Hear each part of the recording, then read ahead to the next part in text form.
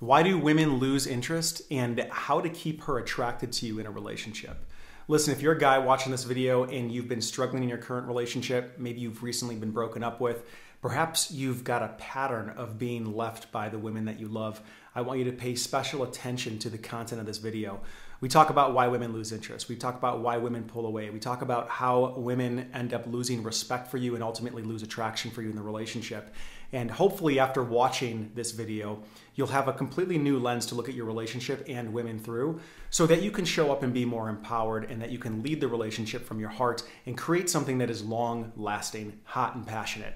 Now, if you're a woman watching this video, I'd love to hear your feedback. What do you think about some of these concepts and ideas that I drop on this video? Feel free to comment below. I think it'll be illuminating for anybody watching this video that's going through a tough or confusing time right now. And if you are new to my channel, feel free to subscribe by clicking on the bell notification below. Enjoy the video. Hello, I'm Dr. Nancy Moonstar, psychologist who created A Man's Guide to Intimacy, 3 secrets to keeping her wanting, sizzling, and forever yours. We have an international coach for relationship building. He works with men and women internationally, UK, US, Australia, Asia. He has online private sessions. He does series online. He facilitates groups. He takes and transforms relationships, hurts, past, pains, and whatever people need to overcome to help them create love that endures. Please welcome Clayton Olson. Dr. Nancy, thank you for having me on. I appreciate the introduction. Sure. So start out by telling me a little bit about what importance it has for you to speak on a series about men's intimacy. Well, I think I have been in the privileged place of being able to see a lot of the reasons why relationships fail. And for the last 7 years, I've been working with both men and women around breakups, around intimacy, resurrecting relationships that are on their way out, as well as helping people move on and really get clear on their boundaries of what are non-negotiables in their relationships and how to step back out there if they're single. So I've seen a lot of tragedy in a relationship. I've seen some big wins, and with that, there's different patterns that begin to emerge, and you start to see that the problems that I think we as men and women may feel so isolated in are actually quite common. And in that, I think we can maybe stop being so hard on ourselves. So I think it's important for me to be here to maybe talk a little bit about that and help people get some perspectives and maybe see some blind spots that could have their relationship careening off a cliff if they're not careful. Okay, so you mentioned boundaries. Please define them. Give us your definition of them. I would say that in some ways it's context dependent, but I would say that boundaries are determined by the things that we hold dear to our heart, the things that we want out of life, the clear vision of where we're going. I think that is what creates the boundaries, the things that we then can say yes to powerfully and be fully in and fully committed. And it also gives us clear parameters to be able to say no to the things, the people, and the behaviors that are not congruent with the thing that we're wanting from life. That would be my first take at defining boundaries. Okay, that's a good start. So if you could give us some examples, and I'm targeting married men, but this is going to be applicable to anybody. So with married men, what are some of the boundary issues that you notice that can run them and their relationship into trouble? Okay, great. So the first thing that comes to mind is when I begin to dive into men and their relationships and the problems that they're having in relationship, there's 2 very common archetypes that pop up around the men that end up being left or find themselves in some type of relationship problem. And the first one that I think really applies to this conversation around boundaries is, for lack of a better word, I'll call the guy or the archetype the patsy archetype.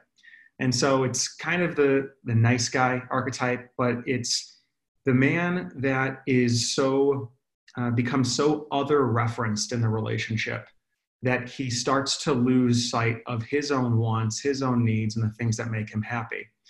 So he starts to be over there looking through his wife's nervous system, so to speak. He starts to track how she's feeling, being very sensitive to her moods, being very sensitive to perhaps keeping harmony in a relationship, honoring harmony above truth in a relationship, which ends up creating a fragile, brittle dynamic where both people start to feel constrained. They start to feel like they can't actually bring their full selves to the relationship to have conversations that might move the intimacy deeper, or talk about real things that are coming up that need to be addressed so that the relationship doesn't die. So that would be the first way I see boundaries as becoming an issue, is that the patsy or the nice guy has a lack of boundaries. He has a lack of boundaries around what's important to him. And he is over there trying to, in some ways, control, or he's giving too much attention to the woman's emotions and not honoring his truth. Mm-hmm. Wow. So is that sort of like Dagwood, Bumstead, or who are some of these other characters that represent that nice guy? I mean, I think we see it in a lot of popular Hollywood rom-com movies. There's not anybody that comes to mind right off the top of my head, but it's the guy who is,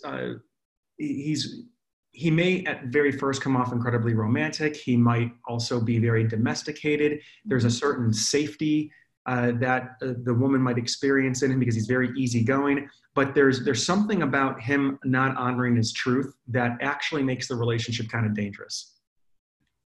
It makes it dangerous in the sense that she doesn't really know where she stands with him. She's not really sure whether or not he's in the relationship out of obligation and fear of being single, or because he really desires her and is really choosing her. Good point. Would that also be confusing for a woman? Yeah, absolutely. I think it can be enraging to a woman as well. I've seen women get so upset with this archetype because oftentimes this archetype is doing everything right on paper. They're checking the boxes, they're showing up, they might even see the relationship as a checkbox, and they're just trying to keep the peace. And what I see happen too is the woman might actually begin to test and push against and act up in ways to see if she can push far enough to find something solid within the guy. And so her behavior, who she might realize that she turns into in a relationship like this, is somebody that she's not actually proud of, and she's wondering why she's acting that way, why she feels like she's being driven crazy by the fact that this guy won't get angry, this guy won't stand up to her, this guy won't take a stand for himself. And so she starts to not only lose respect for the way that he is behaving in the relationship, but she also starts to trust him less to be able to speak the truth. Because if he can't stand for himself, how is he going to stand not only up to her, but how is he going to stand for the relationship or protect the relationship if something happens? Okay, so first archetype is the patsy, the too nice guy. Yeah. And then our next one is?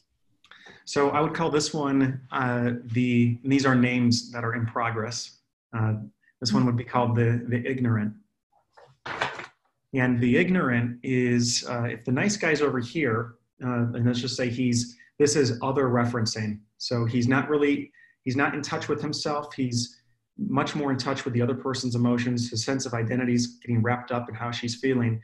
The ignorant is over here, and it is almost, he's just like lost sight of how she feels. He's shut down to her emotional depth.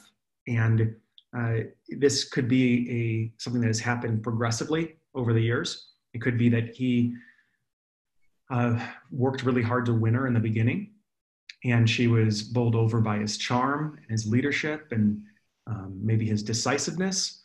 But as she gradually got to know him and the honeymoon phase ended, she's with a guy who she's not really sure whether she's still desired, whether she's not feeling claimed anymore by him.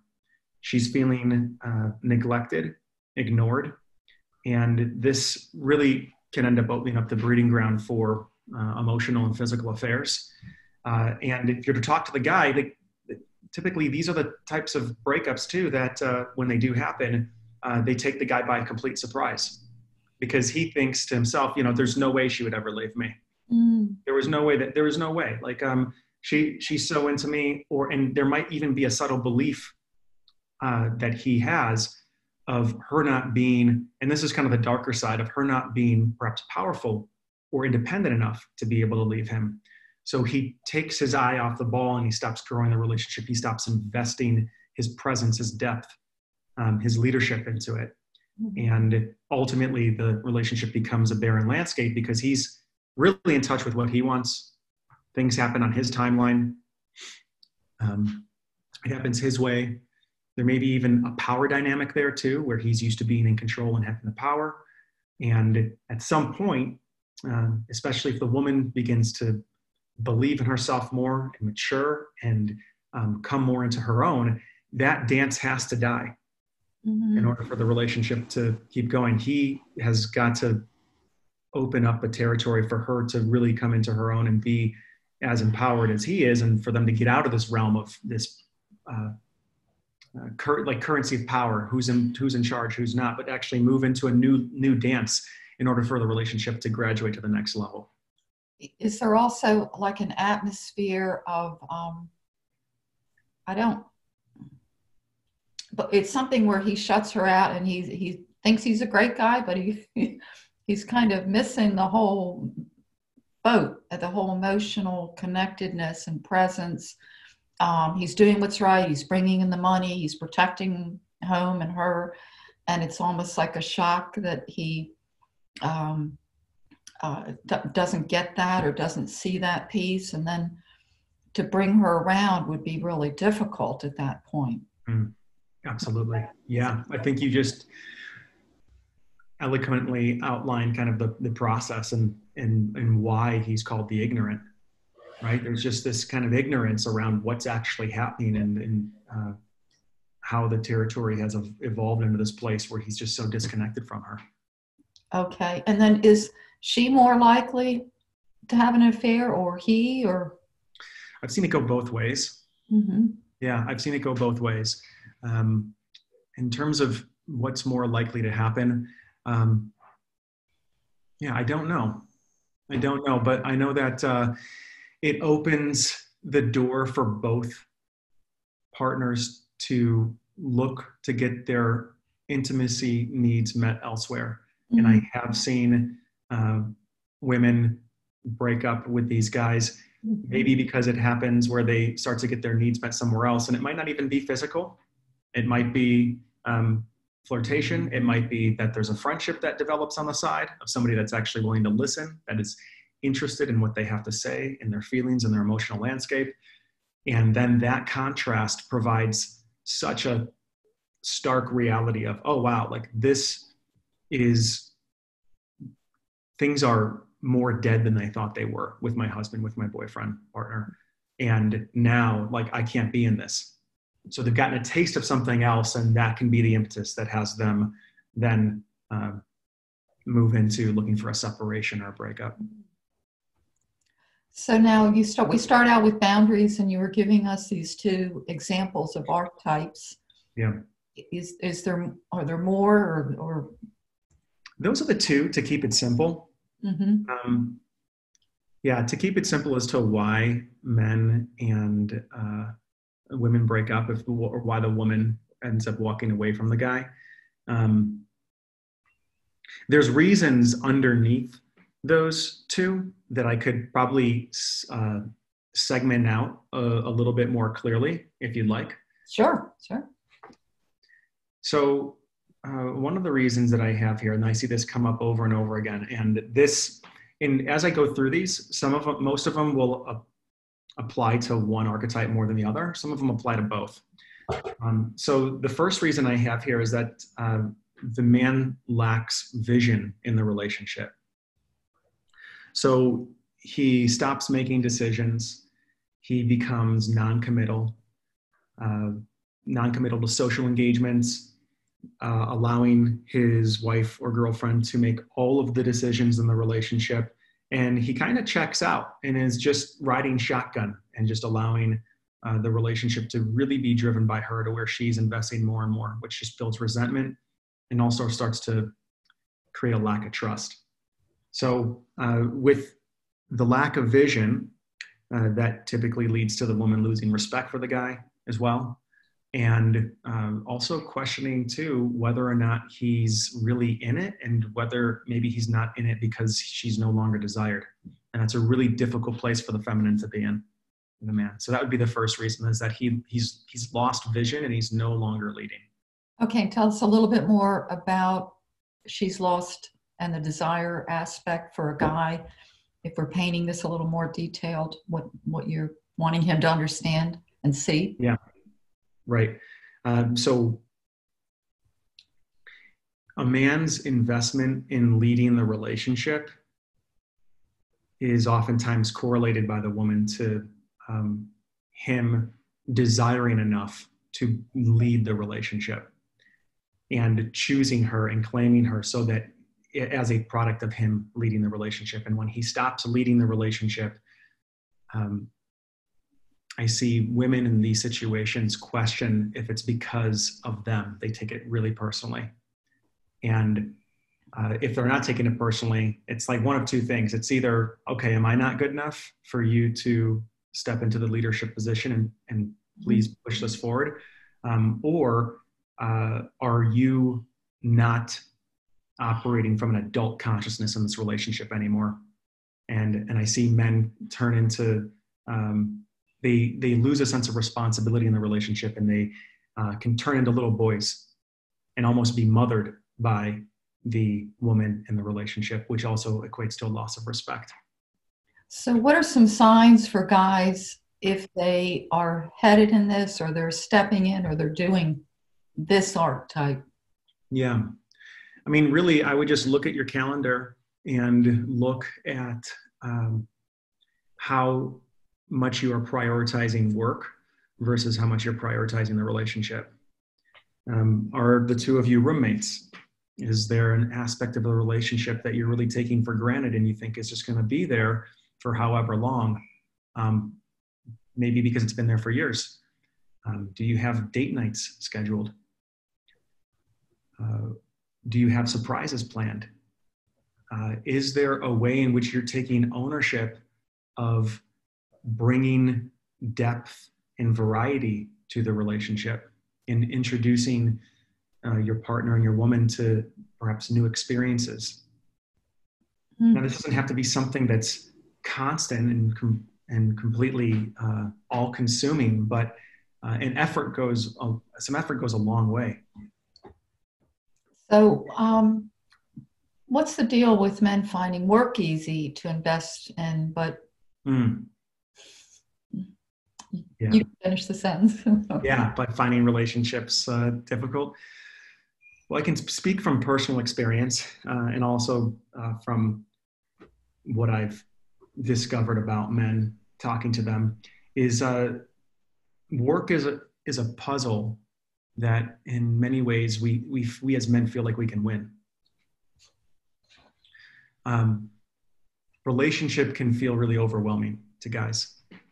And if a man is not, doesn't have practice, or doesn't understand what a woman may be needing when she's emotional in the relationship, it can seem like a really big problem that we don't know how to solve.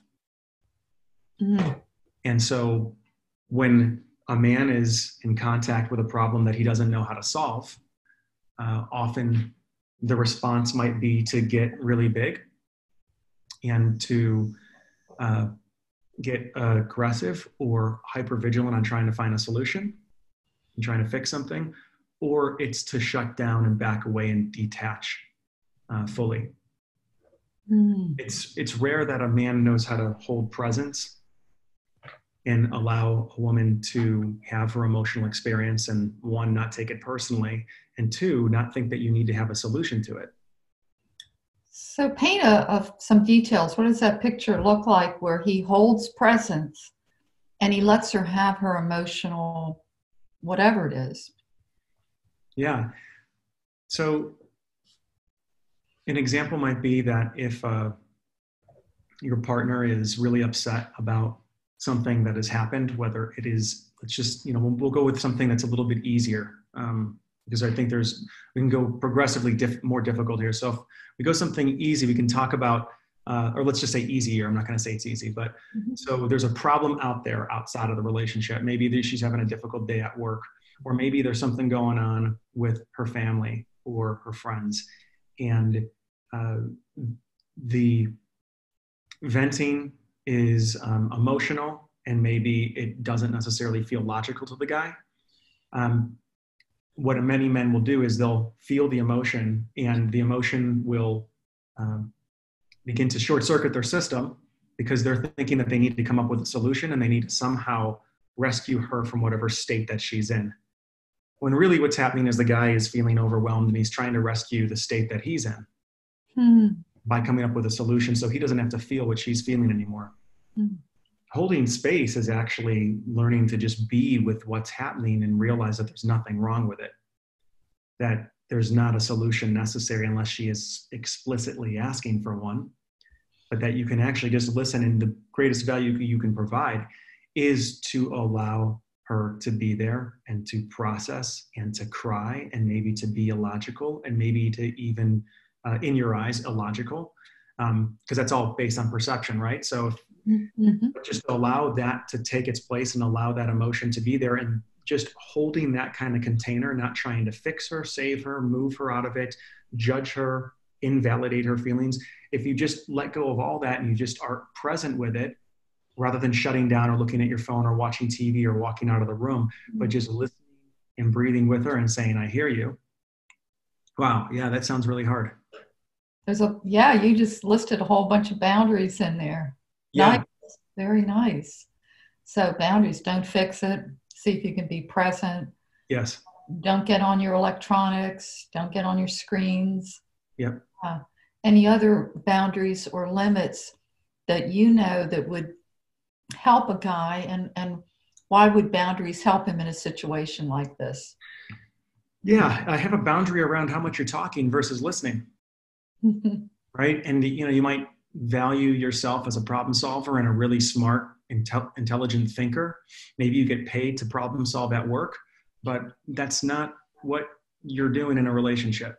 Your job is not to solve your woman's emotions. They are to be there with them and to realize that it's kind of like a passing storm. And that it's the more capacity you can have to be with that and just shut up and listen and maybe allow them to even what feels like go around in circles, you're going to come out the other side, and she's actually going to feel safer with you. She's going to feel like she can be herself with you. She's going to feel like there's more territory in the relationship now for her to actually be who she really is and reveal who she really is, which naturally is going to deepen intimacy. It's going to have her trust you more as well, and respect your strength. Your strength isn't coming from your problem solving. Your strength is coming from your ability to be present in the face of something that feels scary and unknown to you. And so you're tying this into intimacy. Give us a little more detail. So how is this understanding and way of being important for a man's intimacy in the bedroom with his woman? Yeah.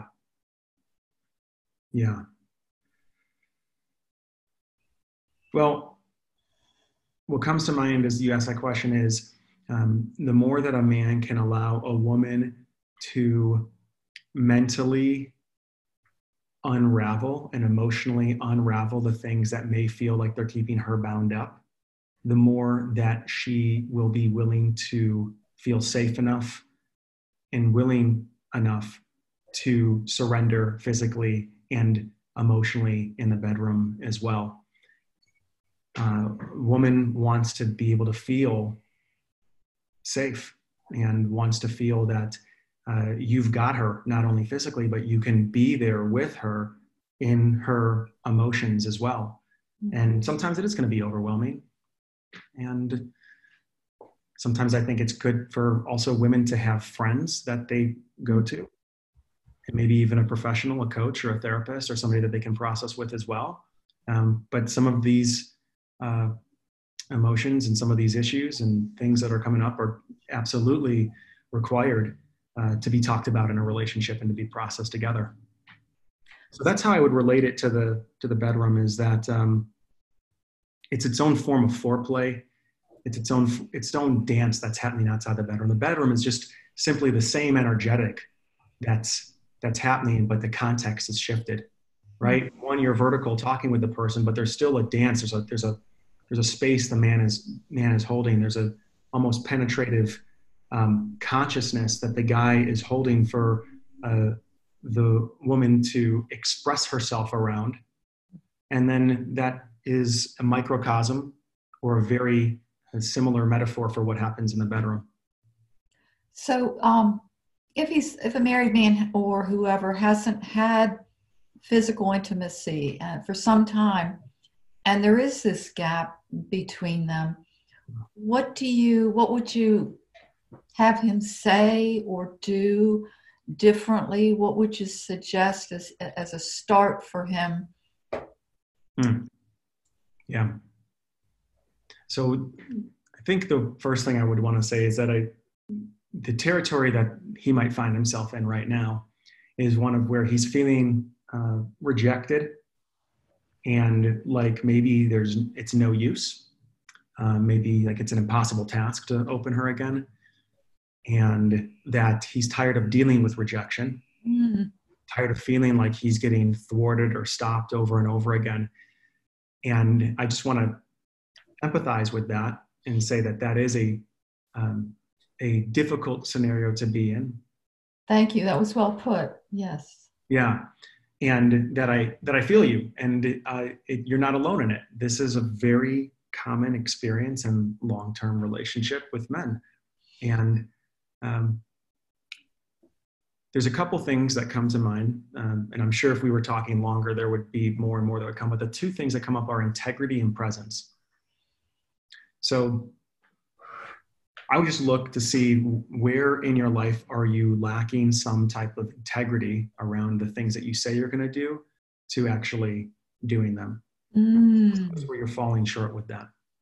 Is there a place where you are creating a hotbed of mistrust inside of yourself, where you're not really following through with the things that you say you're going to do? And is that also creating some perhaps mistrust with your wife or your partner? And it doesn't have to be big. It can be small things. It could be like, hey, I'm going to take the trash out at this time. And if you're not doing that, that creates a schism.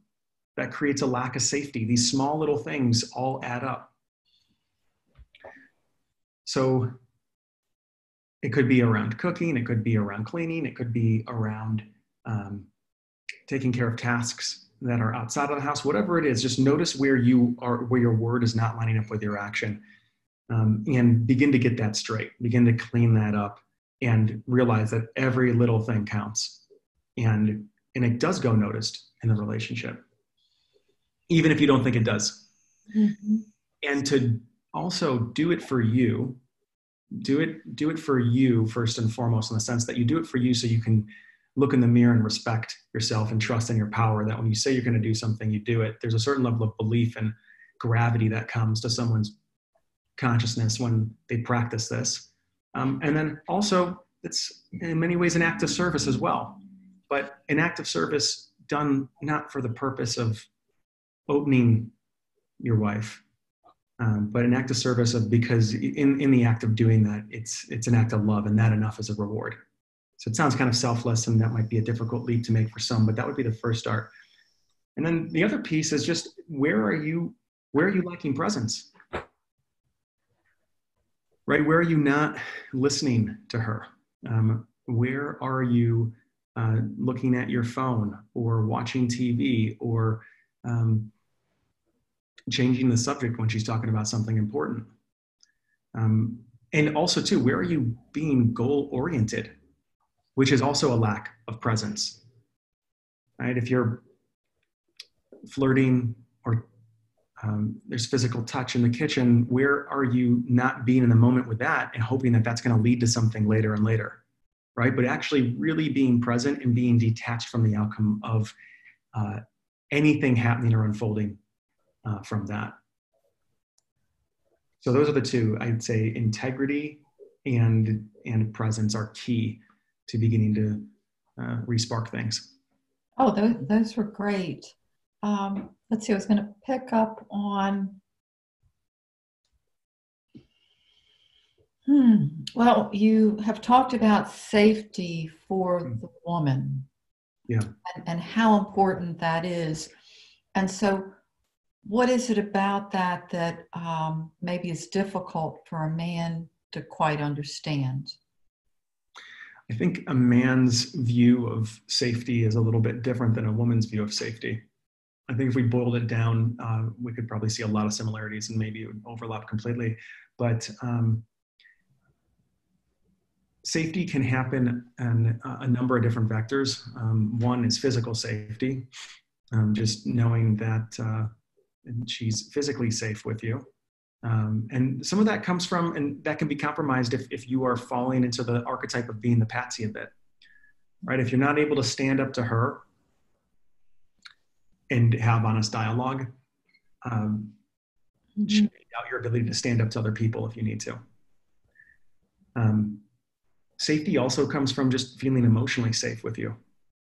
So we touched on this a little bit earlier, but if you're constantly jumping in trying to solve her problems, or you're getting overly big in trying to invalidate her emotions, saying she shouldn't feel like that, to get over it, to stop making a big deal out of things, that doesn't feel safe to that vulnerable part of her that's feeling something. Now listen, you don't have to agree with her, right? You don't have to necessarily say, I agree, and this is, I'm feeling the exact same way.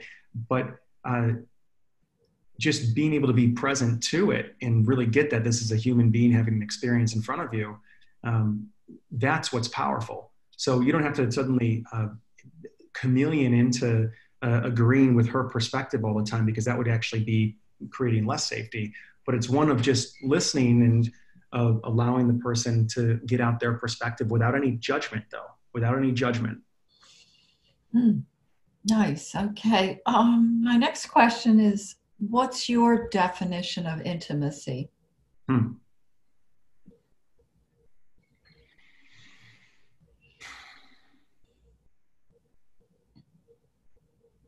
Yeah, it feels a bit colored by that saying. What is it? Into me, you see. You see. Yeah, I would say that intimacy is being able to have clear visions of each other, to be able to see each other clearly.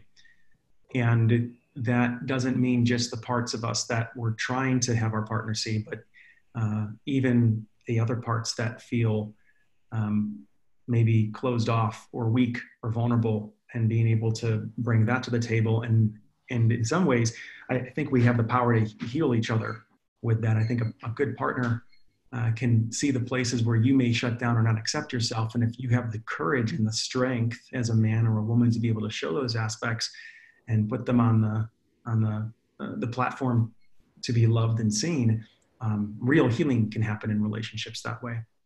So I think intimacy is the ability to expose those parts of ourselves that are tender and often isolated, and give them the opportunity to be loved by the other. Okay, expose parts of self. What was the rest of it? Expose those parts of ourselves that are either tender or isolated, and put them out there to be loved and accepted by our partner. Nice. So I've heard you mention the word vision more than once. And you did tie it into one of the archetypes. And So talk to me about the importance of vision in a relationship. And you can come at that from, there's probably a lot of levels. Yeah. Well, I think what I'm looking for here is I'm wanting to say this in a way that I haven't already said it. So I'm searching in my mind for some angles that might just underline this even more. So I think that if the question is, what is the importance of vision? Is that what I heard you say? Mm-hmm. Yeah. I think the vision is one of the ways that we really enroll our partners into a shared story or narrative that brings deeper levels of meaning to the relationship. If we have no vision, I think that we're compromising the meaning of the relationship. The vision in some ways creates the arc or the story, right? Like if I have a vision of us, my partner and I, living in a foreign country together, or having a family, or maybe moving to a different city, or building some type of home, that informs the meaning and the gravity and the quality of the conversations that I have with them right now in the present moment. It also serves as a North Star or lighthouse that gives us a chance to really stand and fight for the relationship rather than fighting against each other. So when we put something out there and we both agree on a vision of, wow, this is where we want to go, when there's discrepancies or people fall off being maybe their best selves or they forget who they are, we have something to stand for. And it's like I can put my arm around my partner and I can point out and say, hey, this is where we're going. And this is what it requires of us. It requires this level of honesty. It requires this level of depth. And then for me to be called out too. And then it changes the dynamic from fighting to be right to really fighting for the relationship, fighting for the health of the relationship. So vision transforms the orientation of dialogue and meaning and I think challenges in the relationship. It's kind of like if an army is, let's just say, I think the men watching this might appreciate if they like war or they like history and war. It's almost like the difference between an army that is fighting for their country, their motherland, versus a bunch of mercenaries that are for hire. Right? The vision is, it allows somebody to be really connected to the heart of something, where without a vision, it's kind of like, well, why are we here? What are we actually fighting for? Which I think weakens morale. Okay. So you tied it into meaning. Yeah. So what is the meaning and how do you get at it? And is it helpful to define a purpose for your relationship? Yeah, I think so. My personal opinion is absolutely, because I think it's what allows you to get through the hard times. Mm-hmm. And I think it is also it's the mechanism that allows one to metabolize the difficult times and put meaning to it. So if I don't have a reason, a why for why I'm in the relationship, something can happen and it might just completely derail me because I'm just like, why am I doing this? Right? I mean, I've had many times in my partnership where I'm just like, sometimes like, oh, like, why am I doing this? Does it have to be this difficult? And then it's like, oh, wait a second. I choose to orient towards relationship as a personal growth machine. Mm-hmm. That it's designed to wake me up. And I did not make that up. That is from Dr. Robert Glover, Personal Growth Machine. I love it. And that helps me be in challenges differently than if I didn't see it that way. if I saw a relationship as only a place to be happy, only a place to have good feelings, good emotions all the time, and anything else was unacceptable or wrong, I might end up having a really fragile relationship, because when suddenly all of the human being that I'm with comes out, I might not have space for it. So you're what I would call very transformational, as I am.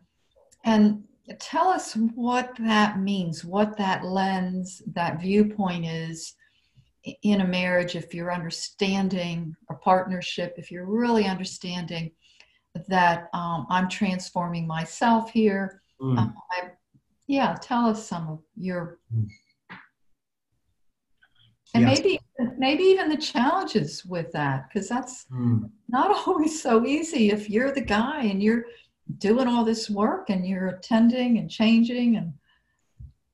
Yeah. I think that, there's pros and cons to both, right? Mm-hmm. I think that being in a transformative partnership is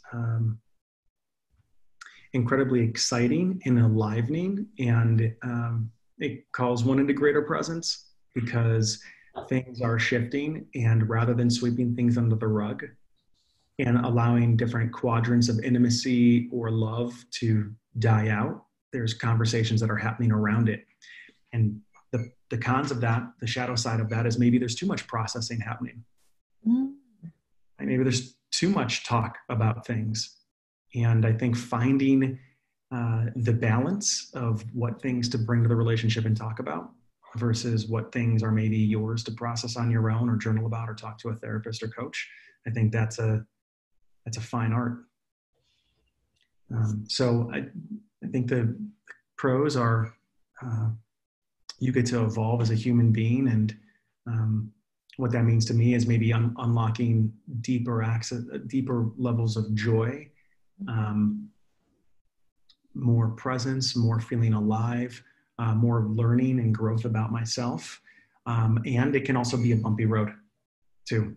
And it also requires one to, I think one of the shadow sides or the things to be careful is, if you are really committed to transformation in a relationship, you might stay in a relationship that's not good for you too long. Mm-hmm. Right? Because if you're always seeing everything as transformational, you might have such a capacity and tolerance for things that are ultimately destructive that, you could interpret them as, oh, well, I'm growing from this. And it's like, that might be true. And at what point do you also decide that it's time for something different? Give us your answer to that one. At what point do you decide that? Yeah, I think it requires one to get really clear on their values, and to also get clear on maybe what the arc of the vision for the relationship. How do they want it to go? Right. I mean, I tend to. My mom said this one time to me. She's like, if you feel like you're in a washing machine with somebody and it's just the same thing over and over again, you guys keep coming back to the same problem over and over and over again, maybe at some point that's a time to like pause and be in the question of whether or not you want to stay in that, whether or not you've learned what you've learned. It's needed to complete and it's time to walk, or to reinvest and stay in it. I tend to say that, and this is, I think, moving more into just my personal opinion, is when I work with people going through breakups, I find the people that break up from a place of anger tend to doubt their decision. People that break up from a place of reactivity and where they're distorted as they're breaking up tend to not feel complete with a relationship. But if you can get to a place where you're really sober and there's not this big charge of emotion about leaving, but it's just a feeling of, oh wow, like, yeah, I'm done, and it's a clarity that's wisdom rather than reactivity. That's my opinion. Oh, that's nice. So I want to go back and just for the listeners explain the transformative has the idea behind it that every opportunity to grow or anything that's hard or tough is a challenge, is a way to grow and transform you, the man in the relationship, maybe the woman. And so it takes this viewpoint of understanding that to get through some of these tough moments. Tell us about triggers and what that means in this model. Mm-hmm. So an example being that somebody's getting triggered in their relationship by somebody else's behavior. Yeah, it could be behavior, something they've said, something they don't do. Mm-hmm. Yeah. Well, the origin of a trigger could be anything from something from your past childhood trauma that is beginning to show its unhealed self or part in the relationship. And I feel like we pick partners. The partners that I see people pick that they have the greatest intimacy with, often it comes with trigger. So it's kind of ironic that somebody that you would experience deep intimacy with would also see the places where you're most unhealed and just happen to push some of those buttons. I guess it kind of makes sense. So it can come as it can give you a read on where there's parts of you that still need to be healed, where work can be done, whether that is with maybe it's your own inquiry and investigation into it, or maybe it's working with a therapist to dive a little bit deeper to heal that part. And my thought on triggers are that the way that people typically react to triggers are that they will move into a victim role and feel like what's happening is their partner's doing something to them. And that has them get defensive or big or lash out or lose control emotionally. And detaching from that is to see that, okay, your partner may have done something, but it's your interpretation of what they've done that you own that is creating the emotional inflammation, so to speak. And so it's in a transformational relationship, being triggered it comes with the territory. If you're going to be in a transformational relationship, expect to be triggered and welcome triggers, because the triggers are the gateways to your own evolution as a human being. Mm-hmm. It's to see the triggers as a doorway that you get to be present to and be with and walk through and communicate around, so that you can neutralize the trigger at some point and move to a deeper level of being seen and closeness with your partner. Mm. And man, this is some of the hardest work you will do in your entire life, in my opinion. Mm-hmm. Nice. You put that beautifully. So what do you think a man needs to be sensitive for himself around that he would get triggered around or about, or something that would undermine him? Or Trust is a big one. Feeling inadequate, right? She doesn't trust me. Okay, I'm not good enough. Nothing I do is good enough. I've personally experienced those in relationship, those two, and I know countless men that I've worked with that experience that. A feeling of like, okay, I'm not the guy that, the way that she sees me is not the kind of guy that I want to see myself as, and now I'm getting defensive because I am a good guy. Why doesn't she see me that way? And that could be a trigger, which may be a great sign to look at that there's perhaps part of your shadow that you haven't integrated, and maybe you're not quite as conscious or good as you might think you are. And can you be okay with that? And then the inadequate piece, right? Feeling that there's nothing I can do that is good enough to be worthy of love, worthy of respect. I see those come up very, very often in relationships that can cause some big fights. So worthy of respect. And, it's in the literature big time that men want to be respected or want respect.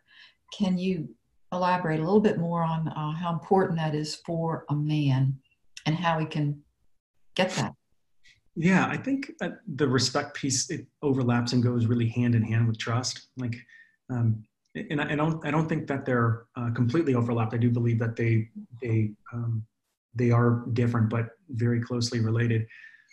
But for me, I to be respected, it feels in some ways that like my existence or my viewpoint or my take on things is valid, and that I am seeing the world accurately.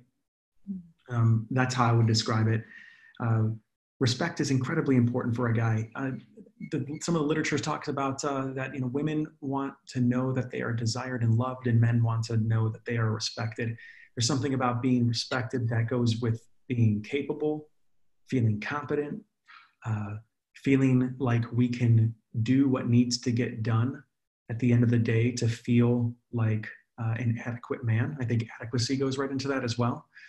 And it's really important to men. A lot of the literature says, and I think, I'm kicking this around still. I don't know if it's completely the truth. I don't know how you necessarily measure these things. I mean, maybe probably with surveys, but then again, it might be different based on what you say out loud versus what you actually respond to. But that respect is the highest value for guys in order to feel, to be in a relationship and to be present. If a man doesn't feel respected in a relationship, it becomes very difficult for him to be present, very difficult for him to hold space. And I see a lot of guys that don't feel respected shut down in relationship and feel like, what's the use? What's the point?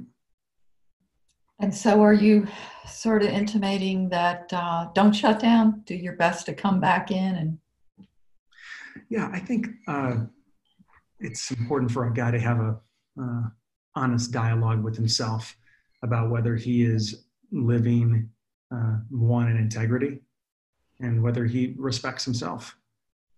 Does he respect his body?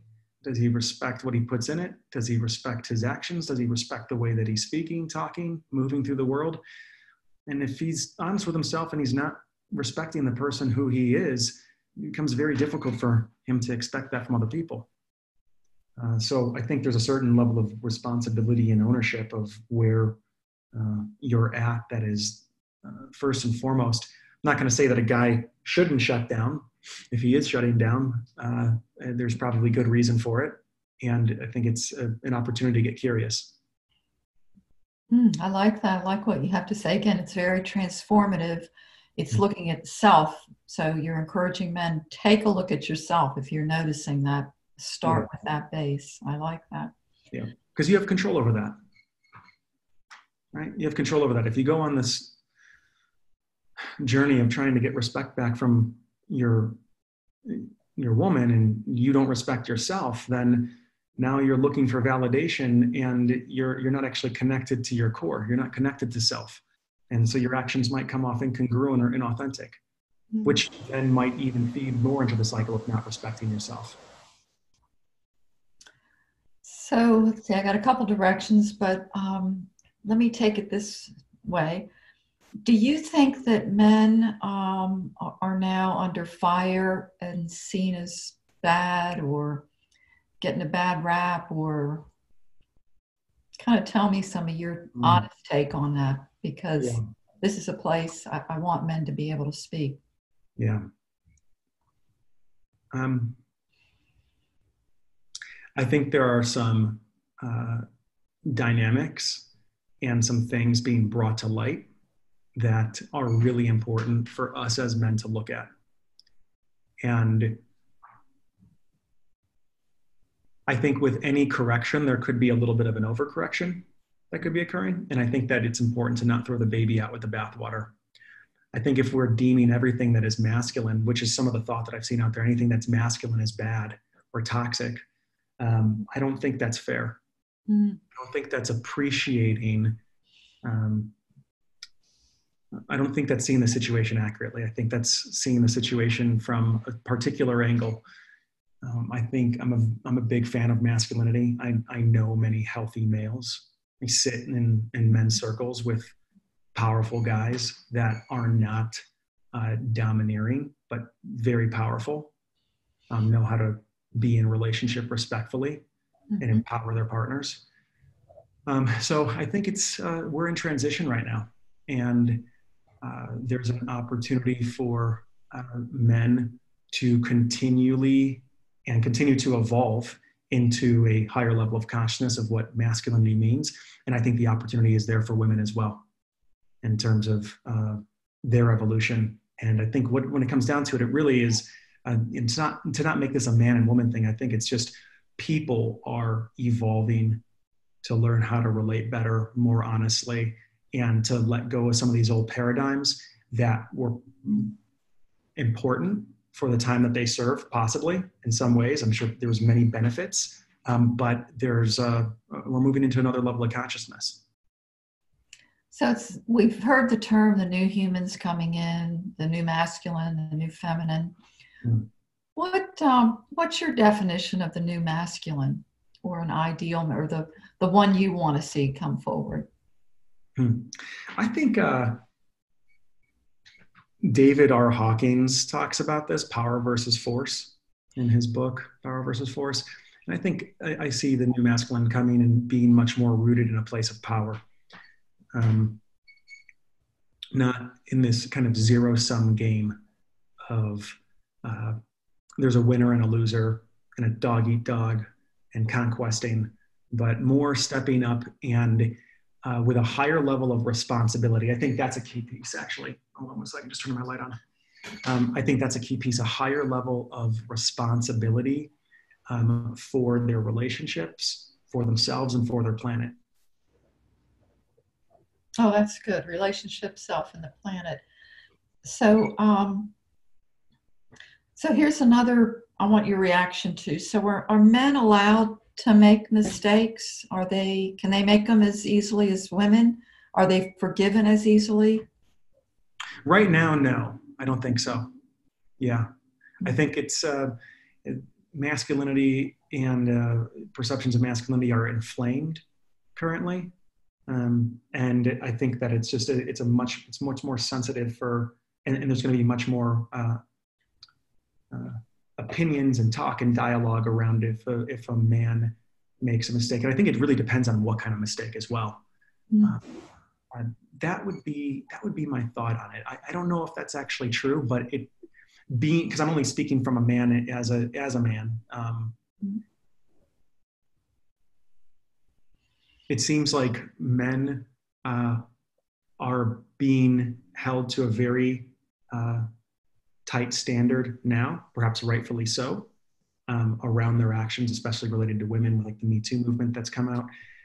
So yeah, it might be not quite, it might be a little bit imbalanced. Yeah, and it makes complete sense that it would be, given what's been happening in society. And so do you think men have been handed the baton to fix this? I think it's going to take both sexes. Yeah. Mm-hmm. I think there's probably some groups of people that are handing it the baton to men. And I also think there's some people that are taking the baton completely away from men. I see it on social media. And I think it's going to be an active dialogue of both parties listening to each other and getting each other's worlds. And there's going to be, it can't just be one group evolving. Everyone's going to rise together, in my opinion. How is it happening on social media? If you could give an example. I see people, I see folks and messages around, we need to strip men or get men out of places of power if we're going to save this planet. I see other people talking about, in the coaching industry as well, other men talking about needing to mentor other men in positions of power so that they can be more aware, conscious, and move into a more expansive and protector mindset. So those are some of the messages that I see being repeated on social media. And so if there's an idea to coach and protect these men, what angle is that coming from? Yeah, not necessarily protect them. It's to coach and help them up level their own consciousness so that as leaders, they can be more aware of their actions and more responsible for them.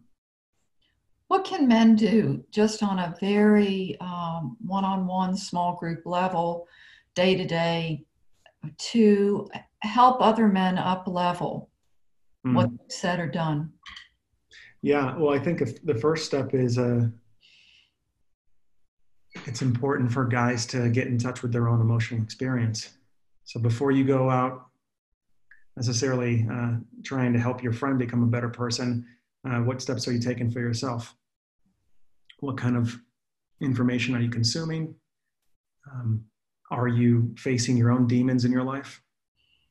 You know, are you looking at your own addictions? Are you going to therapy? Are you working with a coach? I keep coming back to that because I just believe that therapy and coaching and working with a counselor provides a mirror. It's kind of like before you go out in the morning, you check to see if you got something in your teeth. It just reveals your blind spots, and it's going to be a safe container for you to really get into better relationship with yourself. I think that's the first step.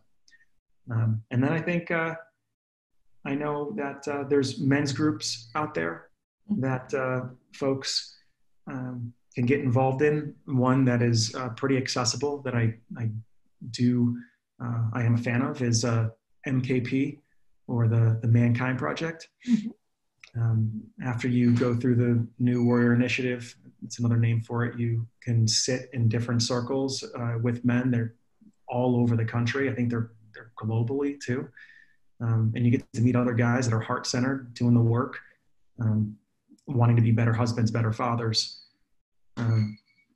better leaders in their company. And you get to really develop some brothers there and talk about the things that perhaps you don't have another place to talk about. Right? You don't have to sit with all this on your chest thinking that this is what life is and let it just crust you over. And then you end up taking it out on your woman because you don't have any place to put it. How important are those men's circles and groups for men? I think they're critical. I think they're critical. I think it's a way that other men are able to hold you accountable, right? And be there with you in a loving way. Mm. Yeah, I think it's the place where you can find out that you're not alone in some of the difficult emotions and difficult scenarios and things that might be happening in your marriage that you don't even want to talk to your wife about. Okay, well, I guess I'm at a point now where I'm going to ask you, is there anything else you want to cover, or a point that you'd like to address, or something that maybe you'd like to finish with? Yeah, Nancy, I'm very impressed by the thoroughness and the trails that we followed in this interview. I feel like, I feel like I learned a lot on this phone call just from your questions, and have been looking at things from so many angles here. I feel like I got a lot to chew on now. Thank you. Thank Yeah, you so so much. that's a testament to your interviewing skills. Oh, thank you. I appreciate that. I appreciate the depth that you spoke, the transparency, the authenticity. You opened your heart and shared it at such a beautiful level. So thank you for sharing and also modeling that to men. Again, and I think I had written that to you in our initial exchanges. You're a great role model for men. Thank you. You're welcome. And I thank you so much. Now, is there something you want to offer to the listeners? Yeah. So if you're a man or woman, listen to this and you want to get in touch with me, you could go right onto my website, claytonolsoncoaching.com. And I've got a guide I created called The 8 Secrets to Create a Rock Solid Relationship. And it's a free ebook that I created that talks about a number of different components and principles that I see that really, some of them are obvious and some of them are a little bit more elusive, that I'd recommend taking a look at. You'll get on my email list and you'll hear from me every so often about different insights I'm having. Check out my YouTube channel. And if there's anything that you feel like I can support you with, feel free to email me or reach out. Thank you. I actually have that ebook. I downloaded it. It's on my computer. Beautiful. And I thank you again so much, Clayton. This was beautiful. I so appreciate you and what you're doing. And I'll close for now. All right. Thank you, Nancy. Okay.